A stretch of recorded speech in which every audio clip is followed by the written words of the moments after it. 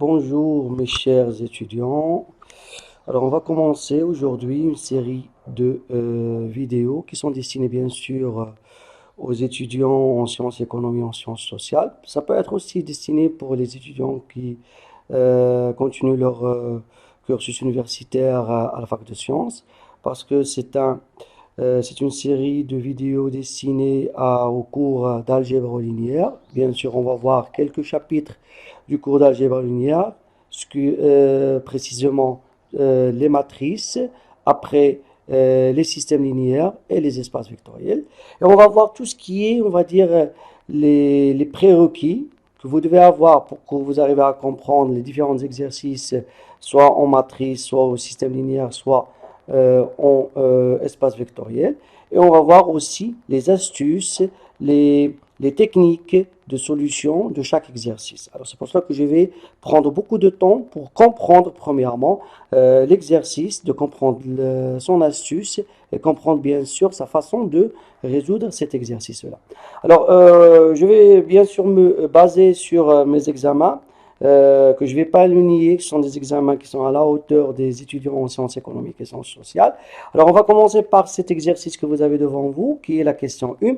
Même si c'est forme de QCM, ça peut être aussi destiné pour les gens, des étudiants qui ne vont pas passer un examen en QCM. Alors, voici l'exercice que vous avez devant vous. Vous avez une matrice A qui s'écrit sous cette forme-là, qui est la matrice A avec d'ordre 3. Donc, d'ordre 3, ça veut dire quoi? C'est une matrice qui contient 3 lignes et 3 colonnes. Ok. Donc, c'est pour ça que je suis en train de lire avec vous l'exercice pour que vous arriviez à comprendre comment on doit lire. C'est pas voir l'exercice et commencer à résoudre. Hein. Il faut décortiquer toutes les données possibles qu'on peut tirer de l'exercice. Alors, vous avez une matrice d'ordre 3. Donc, c'est une matrice carrée. Ok. Donc, la première ligne, c'est 2, moins 1, moins 4. La deuxième ligne, c'est 0, m, moins 1. Et la troisième ligne, c'est 0, 0, 3. Alors, je vous pose la question parmi les affirmations suivantes, laquelle est juste.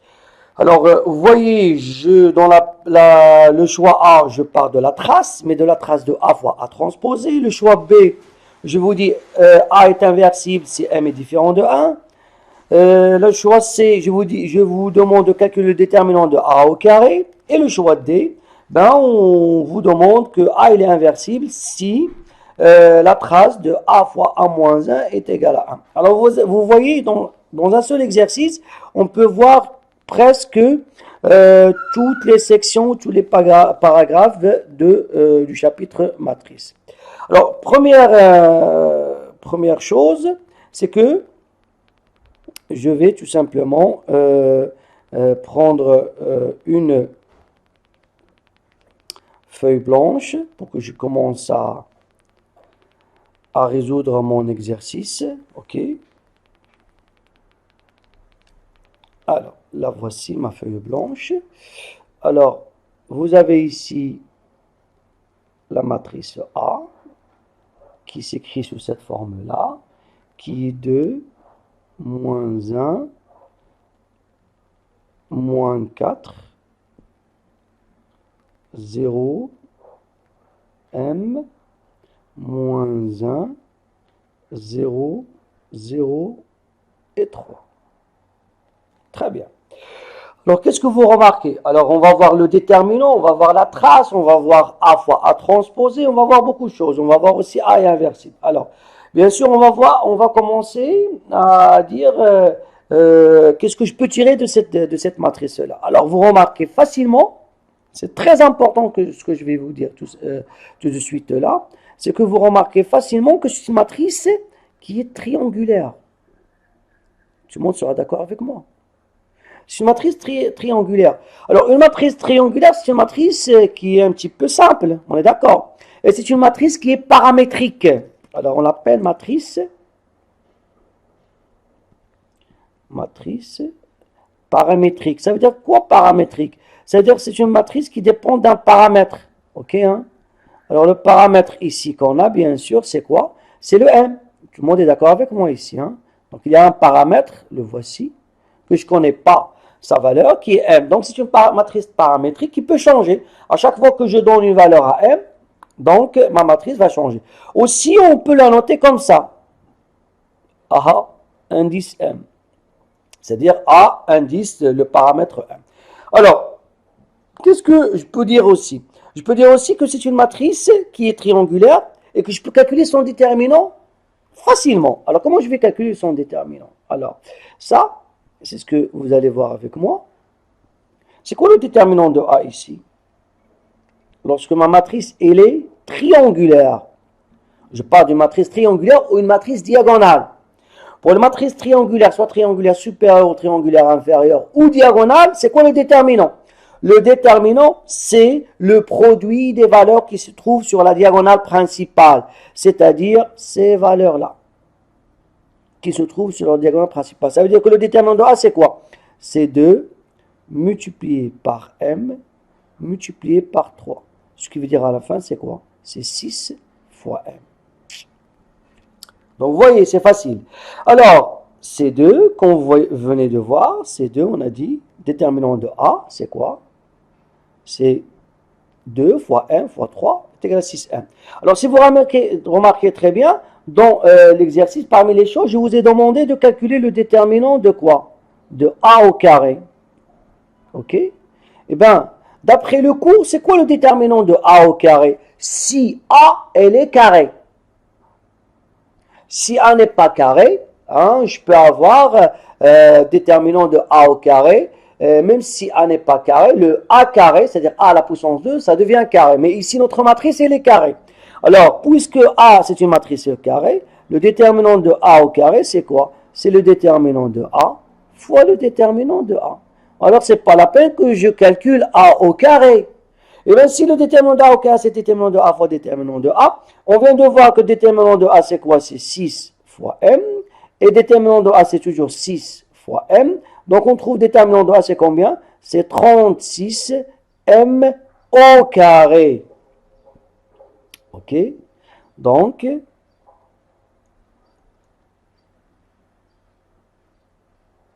notre déterminant, c'est 36m au carré. Et bien, 36m au carré, revenons à notre exercice, nous, on a trouvé que le déterminant, la voici, hein, que le déterminant de A, c'est combien? C, déterminant de A au carré, j'ai donné le choix C, vous voyez, le choix C. Le déterminant de A au carré, c'est combien? C'est 32m au carré. Donc, le choix C est faux. Donc, nous, il fallait que je trouve que le déterminant est égal à combien? À 36m au carré. C'est bon. Jusque-là, c'est bon. Alors, continuons.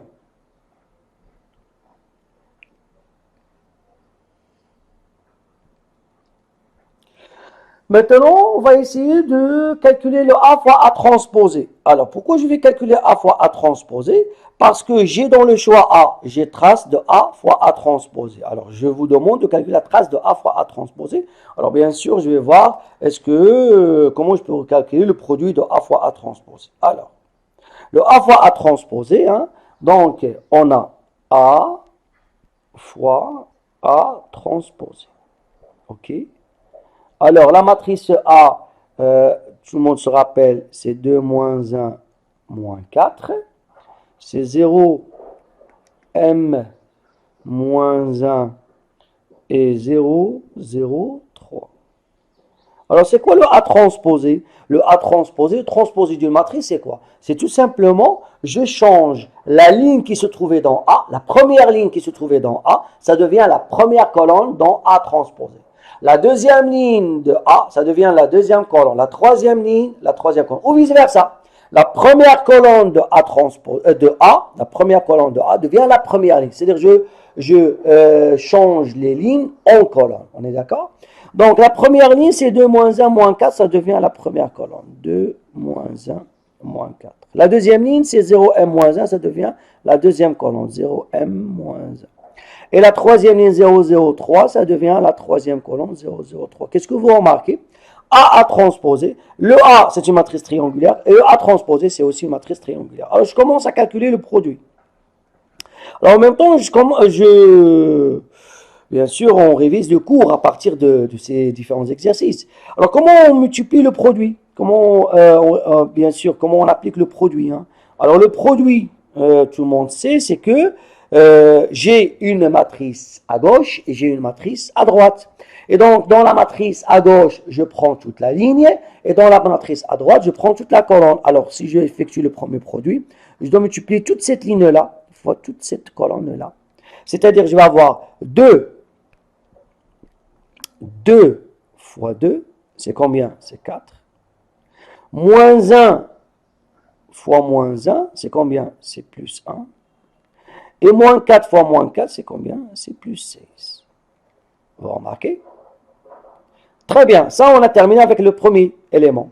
Le deuxième élément, qu'est-ce que je vais faire? Je vais multiplier toujours la première ligne, celle-là. Et je vais multiplier par quoi? Par la deuxième colonne. OK? Et donc, qu'est-ce que je vais avoir? Bien sûr, je vais avoir tout simplement 2 fois 0, c'est combien? C'est 0. Moins 1 fois m, c'est moins m. Et moins 4 fois moins 1, c'est plus 4. Je continue. Je vais multiplier maintenant la première ligne fois la troisième colonne. 2 fois 0, c'est 0. Moins 1 fois 0, c'est 0. Et moins 4 fois 3, c'est moins 12. OK? Je termine avec la première ligne du produit à transposer. Je passe à la deuxième ligne. Et bien sûr, si je passe à la deuxième ligne, je vais prendre la deuxième ligne de la matrice A, que je vais multiplier aussi par la première colonne de la matrice A transposée, la deuxième colonne de la matrice A transposée et la troisième colonne de la matrice A transposée. Alors, je commence à calculer. Alors, je vais avoir 0 fois 2, c'est 0. 1 fois moins 1, c'est moins m. Et moins 1 fois moins 4, c'est plus 4.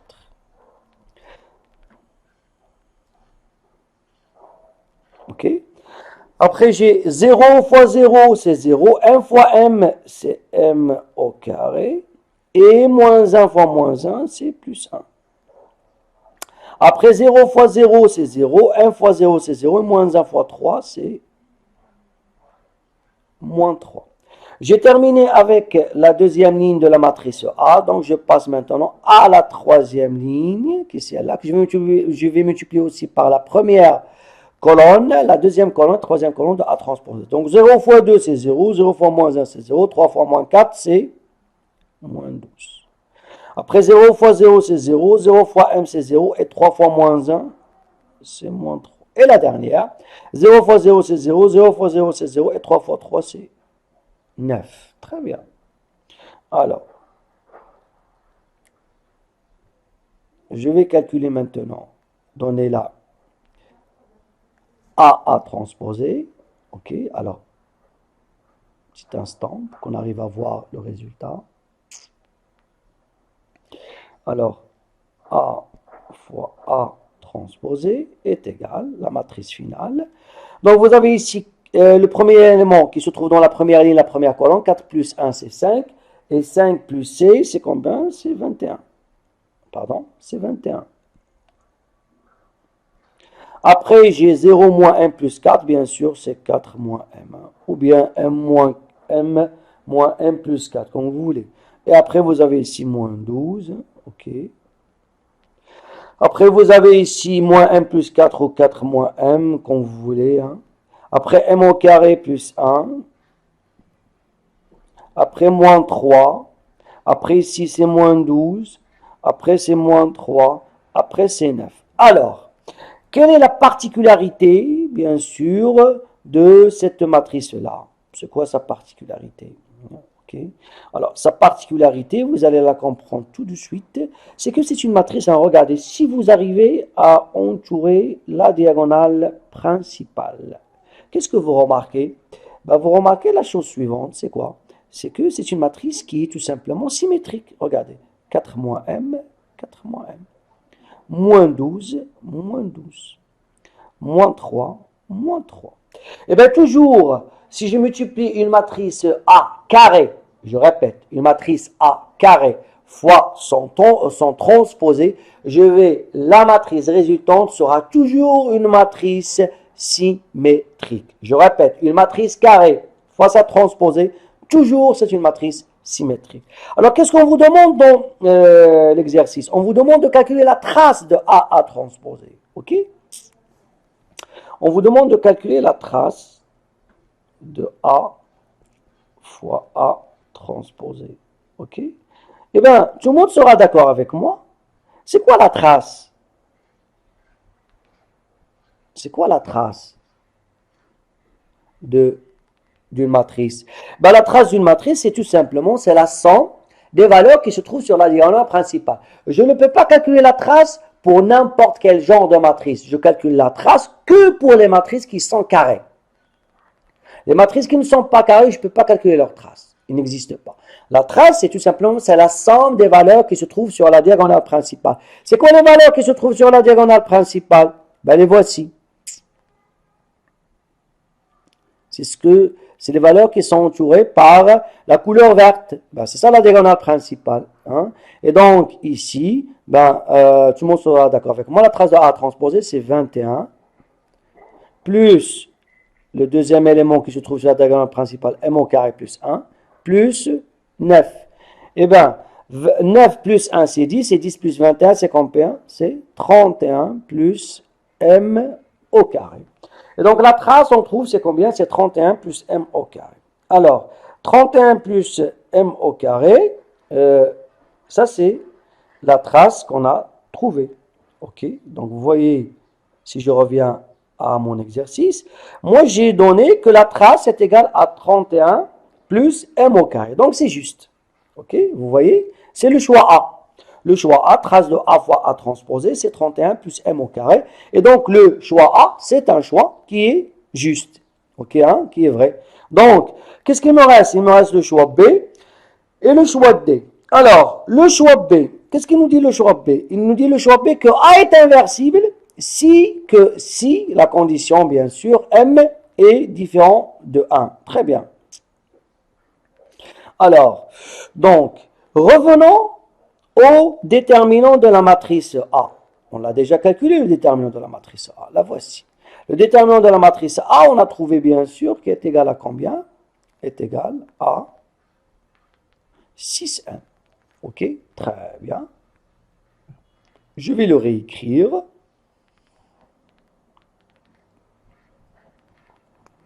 Le déterminant de A, c'est égal à 6m.